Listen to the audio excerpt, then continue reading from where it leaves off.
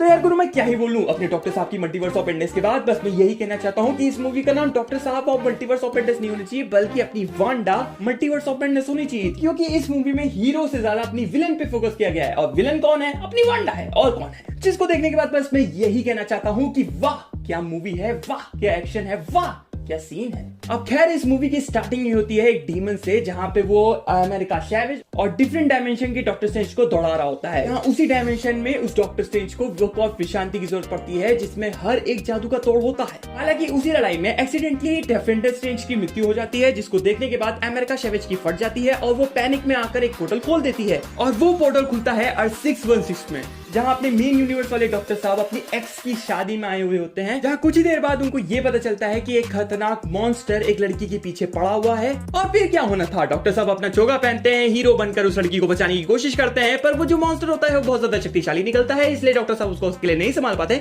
इसलिए वोंग आ जाता है। और फाइनली अपने डॉक्टर साहब को मल्टीवर्स के बारे में सारे ज्ञान हो जाते हैं। और फिर क्या था, अपने डॉक्टर साहब को ये पता लग जाता है कि उनसे ये अकेले ना हो पाएगा, इसलिए वो मदद मांगने अपनी वांडा के पास जाते हैं। पर जैसे ही वो वांडा के पास जाते हैं तो उनको ये पता चल जाता है कि ये जो भी काला कांडी हुई है, अमेरिका सैवेज के पीछे जो भी डीमन आया था, वो किसी और ने नहीं बल्कि अपने वांडा ही नहीं भेजा था, ताकि वो अमेरिका सैवेज की पावर पा सके और अपने फिक्शनल बच्चे जो दूसरे यूनिवर्स में एग्जिस्ट करते हैं उनको अपने इस मेन यूनिवर्स में ले आए, या फिर उनकी मेन यूनिवर्स में चले जाए। जबरदस्ती ही सही, पर जाना जरूरी है। तो अब गुरु यहीं से कहानी पलट जाती है, क्योंकि अब डॉक्टर साहब कहते हैं कि मैं तुमको अमेरिका सैवेज नहीं देने वाला, और वहीं अपनी वांडा कहती है कि अगर तुमने मुझको अमेरिका सैवेज नहीं दी तो मैं तुम्हारा सैंडविच बना दूंगी और रामपाल की तरह खा जाऊंगी। और फिर क्या होना था, अपना डॉक्टर साहब अपना डॉक्टर ही थोड़ी ना है, वो तो एक हीरो भी है, तो चैलेंज एक्सेप्ट करना पड़ेगा ना, तो कर लेते हैं बस। और फिर डॉक्टर साहब और अपनी वांडा के बीच में घमासान युद्ध होता है। ये युद्ध मेन यूनिवर्स तक ही नहीं होता, ये युद्ध मल्टीवर्स तक जाता है।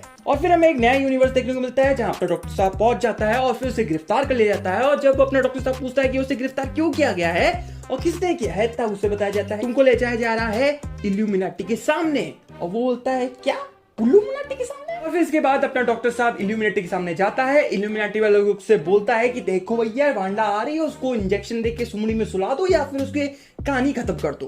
पर इल्यूमिनाटी तो इल्यूमिनाटी है ना, उल्लूमिनाटी, क्योंकि वो बोलता है कि कौन आ रही है, वांडा, हाँ उसको तो हम ऐसे छील देंगे सुमड़ी में। और जब इल्यूमिनाटी वर्सेस वांडा होता है तो थिएटर में ही नहीं बल्कि हमारे दिल में भी धक धक धक धक होती रहती है कि अब कौन जीतेगा, इल्यूमिनाटी जीतेगी कि वांडा जीतेगी, इल्यूमिनाटी जीतेगी कि वांडा जीतेगी। पर वांडा कहती है कि क्या तुम क्या हो, इल्यूमिनाटी, और फिर बस चुटकी बजाती है और सबकी गांड कर देती है। और यार अगर मैं सच्ची कहूँ, जब मैं इस सीन को थिएटर में देख रहा था तो हाँ मुझे अच्छा लगा। जब मैं यार घर पे गया और थोड़ा इस मूवी के बारे में सोचा तो मुझे फील हुआ कि यार जो इल्यूमिनाटी वर्सेस वांडा दिखाया गया था, ये थोड़ा सा लंबा सीन हो सकता था। मतलब अपने इल्यूमिनाटी को थोड़ा फाइट वाइट के सीन्स दे सकते थे, क्योंकि यार ये इल्यूमिनाटी है, ये वो ग्रुप है जो हार्डकोर डिसीजंस लेने में इकराता नहीं है, ये वो ग्रुप है जो सबकी गांड मारने में लगा रहता है। उस ग्रुप को ऐसे चुटकी में खत्म कर देना, ये चीज मुझे थोड़ी सी अटपटी लगी। और यार सच्ची बोलो तो मुझे हंसी इस बात पे आ रही थी कि जो डिफरेंट यूनिवर्स का बैरन मोर्डो है, जो कि सॉर्सर ऑफ सुप्रीम है, भाई वो आखिरी तक अपने वांडा से लड़ने आता ही नहीं है। मुझे तो साफ लग रहा है कि उसकी फटके हाथ में आ गई। और फिर जब मोर्डो हमारे डॉक्टर स्ट्रेंज से भी लड़ता है तो अपना डॉक्टर स्ट्रेंज तो उसे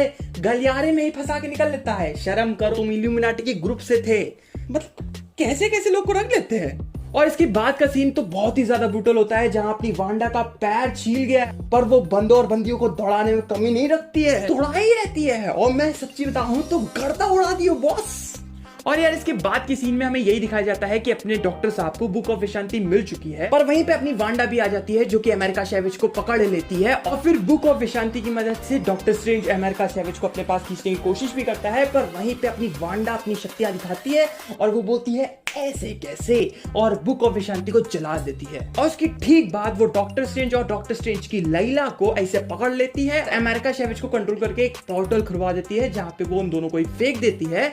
और फिर अमेरिका सैवेज को मेन यूनिवर्स जहां पे अपनी वांडा है उस जगह पे फेंक देती है। जहां अगली सीन में हमें ये दिखाया जाता है कि अपना डॉक्टर स्ट्रेंज और उनकी लैला एक डिफरेंट ही यूनिवर्स में आ चुकी है, और उस यूनिवर्स को देखकर ऐसा लग रहा होता है कि उसकी हालत बहुत बेकार है और वो लगभग खत्म होती जा रही है। और हाँ यार अगर अगर आपने इस मूवी को ध्यान से देखा होगा तो आपने एक नाम सुना होगा इंकर्जन का, क्योंकि इस सीन से साफ साफ पता चल जा रहा है कि हाँ, मार्वल में इंकर्जन की शुरुआत हो चुकी है। तो यार इंकर्जन के बारे में तुम सिर्फ इतना सा समझ लो कि अगर कोई इंसान डार्क होल्ड का यूज करके स्वप्न यात्रा करता है, एक इंकर्जन अपने आप ही चालू हो जाता है, जो कि किसी भी यूनिवर्स के लिए अच्छी बात नहीं है। तो वो क्यों नहीं है, इसके बारे में हम डिटेल में बात करेंगे, वो भी अपनी किसी और वीडियो में। तो यार चलो मूवी के बारे में बात कर लेते हैं। इसके बाद की सीन में हमें दिखाया जाए यूनिवर्स का स्ट्रेंज अपने मेन यूनिवर्स का स्ट्रेंज के बीच में एक मैजिकल म्यूजिकल फाइट होती है, जिसको देखने के बाद हमें डिज्नी की भी फीलिंग आ जाती है कि हाँ भैया, अब लग रहा है कि ये कोई डिज्नी की भी मूवी है।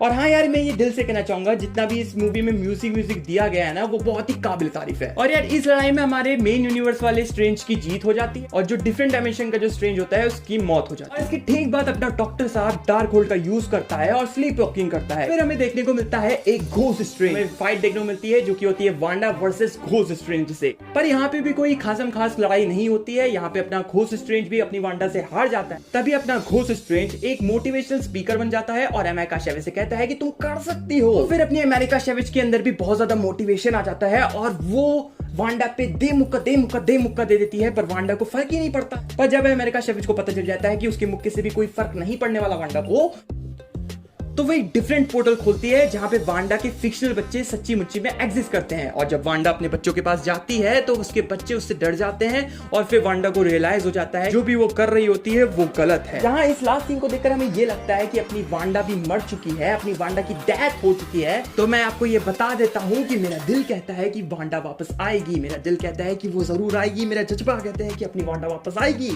और ये मत बोलो कि यार ये मार्वल वाली की मूवी है तो जब भी वांडा की जरूरत होगी ये बुला लेंगे। यार चलो मैं इस मूवी की बुराई भी कर देता हूँ। इस मूवी की पहली बुराई यही है कि इस मूवी का जो रन टाइम है वो बहुत ही ज्यादा कम दिया है। मतलब इस मूवी को कम से कम 2 घंटे 50 मिनट की होनी चाहिए थी, पर ये मूवी कितने की है, 2 घंटे की, जिसमें हमें सब कुछ एकदम फास्ट करते हुए दिखाया जाता है। और दूसरी इस मूवी की बुराई है मार्केटिंग स्टाइल। यार मैं समझ नहीं पा रहा हूँ, क्या ये वही मार्वल स्टूडियो है जो अपने ट्रेलर में अलग से CGI ऐड करके हम सभी फैंस का फुद्दू काटने में लगा रहता था। यार जब मैंने इस मूवी का ट्रेलर देखा था, टीजर ट्रेलर देखा था और टीवी स्पॉट भी देखा, तो एज इट इज वो मुझे पूरा का पूरा मूवी में देखने को मिला, जिसको देखकर मैं शॉक भी हुआ और मैं मन ही मन बोल रहा था क्या ये सच में मार्वल की मूवी है। पॉइंट जो इस मूवी में मुझे बेकार लगी वो थी इस मूवी के विलन को लेकर, क्योंकि यार हमें वांडा विजन के शो के आखिरी में दिखाया गया था कि वांडा सुधर गई है, उसको रियलाइज हो चुका है कि वो जो भी कर रही थी गलत कर रही थी, पर वो फिर से इतनी ज्यादा बुरी क्यों हो गई। और हाँ, इसका लॉजिक भरा रीजन हमें मूवी में दे रखा है कि वांडा जो भी बुरी बनी है वो सिर्फ डार्क होल्ड की वजह से बनी हुई है। मतलब उसने अभी तक जितनी भी कालाकांडी करी है, जिसको मारा करी है या फिर जो भी कर रही थी, वो सिर्फ और सिर्फ डार्क होल्ड की वजह से कर रही है। जहां हम इस बात को एक्सेप्ट भी कर लेते हैं। तो यार अगर ओवरऑल इस मूवी के बारे में अगर मैं बात करूं तो इस मूवी में मार्वल ने कुछ नया दिखाने की कोशिश करी जो कि सक्सेसफुली अच्छी लगी। खास तौर से वो म्यूजिकल वाली फाइट, क्योंकि यूनिवर्स खतरे में है, मल्टीवर्स खतरे में है, पर हम यहाँ पे म्यूजिक से लड़ेंगे।